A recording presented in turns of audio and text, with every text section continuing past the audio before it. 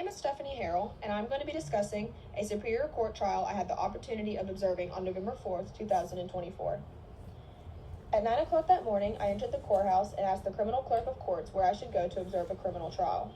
I explained that I was going to school for criminal justice and that in my criminal law class, we were doing a project on Superior Court. He told me courtroom 3 was exactly where I needed to go. Unbeknownst to me, the courtroom he sent me to was holding the murder plea of Andrew Chase Weckesser, who is being accused of second-degree murder on his 3-month-old son, John Emmerich Weckesser, who goes by Emmerich. To give some context on this case background, Andrew Weckesser was a stressed father who had some underlying mental illness, silently stressing over a new baby who happened to be sick, causing him to be extremely fussy and ill. On the morning of April 27, 2022, Ashley arranged for Andrew to take Emmerich to her grandmother's for the day while the two were at work. While preparing the baby to leave, out of a quick frustration due to the baby not cooperating with him, he viciously shook Emmerich by his shoulders admittedly once or twice to get him to stop crying. He then sat Emmerich on his changing table and left him alone to go let his pet dog outside for a little while. He then returned, dressed Emmerich, put him in his car seat, and completely covered it. He then left for the grandmother's house. Upon his arrival, he dropped Emmerich off, still completely covered, and then quickly left for work. The grandmother acknowledged Emmerich sleeping, but stated that when she took him out of his carrier, changed his diaper, or just any time she moved Emmerich, he seemed to be squealing in pain. After around an hour and a half of this, she called her daughter, Ashley's mother, and explained what was happening. They both quickly agreed they needed to get Emmerich to the hospital immediately, and on the way, they called Ashley and Andrew to meet them there. After a few scans and checks, it was found that Emmerich had broken bones under his kneecaps, fractured ribs, and brain hemorrhaging. Ashley was shocked by this news from the doctor and asked how this could have happened. They told her that this was a purposeful injury that appeared to have happened from shaking. This is when Andrew looked at her and said that he didn't mean to shake him that hard. And this is when the investigation was started on Andrew.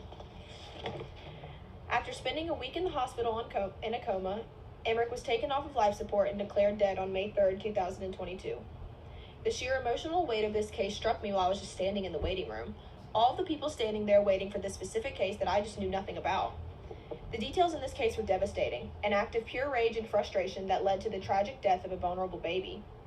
And while this may not have been a premeditated act, it was one born out of desperation and stress. To further discuss the courtroom experience, I would also like to mention that this is the first court hearing in this case after a 2.5-year delay, caused partially by the defendant's attorney dropping out of the case due to quote-unquote personal reasons. As a result, they were essentially starting from scratch, and this made the experience even more informative. The court process was lengthy, about a 3.5-hour trial, broken up with a 15-minute recess called by the judge. Finding the key players was easier due to the smaller courtroom. Judge Holcomb presided over the hearing, which holds a pivotal part of this trial. His presence was very authoritative but never overbearing, and it is obvious that he is deeply invested in ensuring that the entire process was fair and orderly for both parties. On the prosecution side, the assistant district attorney was the primary speaker for the victim's family. She introduced herself in the beginning and acknowledged her role, giving credit to the attorneys next to her for allowing her to speak. As she began presenting her case, it was clear that she was emotionally affected by the nature of this crime, but she maintained a remarkable level of professionalism. It was evident that she was not only representing the victim, but was also deeply invested in seeking justice for the defenseless infant who was unable to speak for himself. On the defense side, the court-appointed attorney sat next to Andrew Weckesser. Her role was especially notable as she acknowledged her stepping in after the original attorney's departure. The defense attorney did a meticulous job at defending Weckesser, presenting a case that shifted some of the blame for the murder onto the mother and her alleged inability to adequately care for her husband during this stressful time. It was a strategy that made the entire courtroom feel uncomfortable, as it seemed to point fingers towards a mother who had already lost her child. The court reporter stayed silent next to the judge as she typed the transcript, and court security stood in the right of the courtroom, only speaking in the beginning to tell folks they could not enter the courtroom because it was too full, telling everyone to all rise at the beginning of the trial, and dismissing everyone for recess. When it came to the courtroom atmosphere, there was an obvious emotional divide in the courtroom. With a quorum of about 60 people, around 40 of them were wearing matching memorial shirts for Emmerich. All were coming from Ashley's church, Thales Baptist. Before even entering the courtroom, I noticed everyone in the waiting area was wearing these shirts. In the middle of this large group was a small, clean-cut family standing together, wearing business casual attire, not memorial t-shirts. I somehow found myself standing next to this family, and with no knowledge to who any of these people were, we engaged in small talk. At one point, one of the court security officers came out of the courtroom to tell us all that the courtroom 3 would be getting started in around 15 minutes, and that this was for the Weckesser case, and that anyone who was here for anything else could come back around 11. I took out my notebook and began to write the name of the case at the top, and that is when someone from the group asked what I was doing there and if I knew the case. I told them that I was a criminal justice major who was required to observe a superior court trial for a project, and that I did not know anything about this case. That I was just told to come to this courtroom. They told me that it was interesting they sent me here and encouraged me to grab some tissues, as this was going to be a quote-unquote tough case. I didn't understand why, but I did what they said and grabbed a wad of toilet paper from the bathroom. A few minutes later, the court door opened and everyone began piling in. In less than a minute, every single seat was tightly filled, and those that were left were told that they could not enter and they were not allowed to wait in the observing area. In the courtroom, you could feel the tension and grief in the entire room. The air felt like it could be sliced with a knife. There was a big mix of people in the room. It was very diverse, with both men and women coming from different backgrounds. The court staff, too, was diverse. There was no grand jury, but the other parties had diversity. Many different men and women, and a good mix of African Americans and white individuals who all worked together seamlessly, which gave a good look into the inclusivity of the Johnston County justice system. As I observed all of these dynamics in the courtroom, I couldn't help but notice the defendant's demeanor. Andrew Weckesser appeared very stone-faced throughout the proceedings, never looking around or even crying. There was no visible communication between him and his attorney, no notes or subtle gestures exchanged. I was unable to tell if his blankness was a coping mechanism or if he was just emotionally checked out from the case. But he was the only person in this room, besides the court staff, that was not crying. In this hearing, I witnessed a total of 8 testimonies.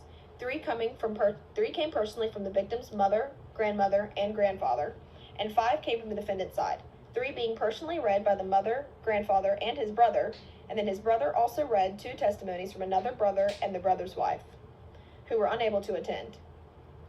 The testimony on the victim's side was incredibly hard to listen to. It was heart-wrenching to hear the love this family had for their sweet baby and the pain they had all been enduring. In the father's testimony, he stated that he took months off of work to stay home with Ashley because he had a genuine fear that she was going to take her own life if she were to be left unattended. Ashley shared the love that she had not only for Emmerich, but her love she had for Andrew. She told the courtroom in tears about her genuine love and the happiness she shared with Andrew. They had a relationship that people would envy, and she would forever be affected by the man he turned out to be.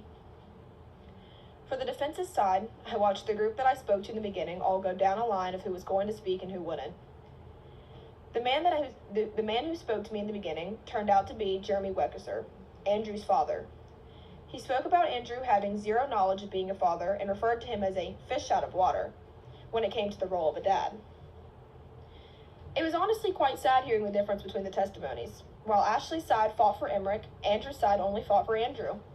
The defense attorney, along with their statements, made a case that Andrew was under immense stress and suggested that Ashley should take some responsibility for this tragedy because she did not do enough to support her husband the way he was supporting her.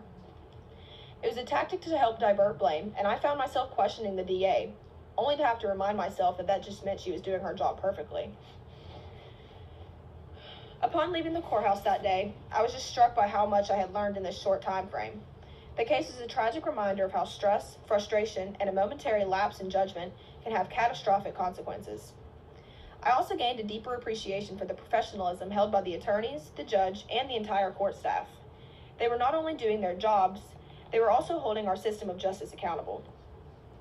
What truly made an impression was the realization that tragedies like this can happen anywhere, even in small towns like ours. This experience reinforced my belief in the importance of our criminal justice system, and it helped to reignite my interest in criminal law. I will forever remember the day I sat in on a second-degree murder charge. This is a pivotal moment in my journey toward understanding the complexities of criminal law and the real-world consequences that will come with it. went to this court experience truly not knowing what to expect, but I left with a renewed sense of trust and faith in our system. This case was complex in charge, and it reminded me of the stakes involved in criminal law, not just for the defendant, but also for the victim and their families. I think that this is something that I often forget about when we discuss criminal cases. But behind every case, there is a story, a human life, and a family that will never be able to be the same. I would like to thank you, Ms. Howell, for this opportunity and this project. This is an extremely interesting case that I will probably bring up for the rest of my life.